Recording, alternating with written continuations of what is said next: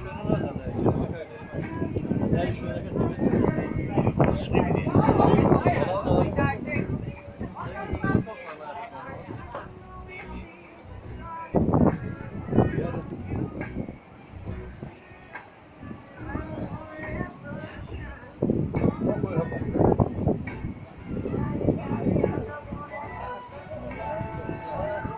Serio pouco.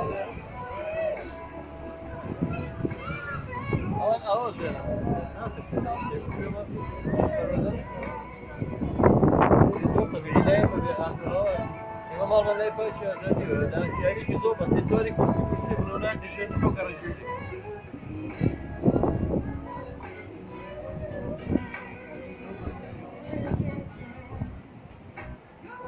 ما بصورم يا ولد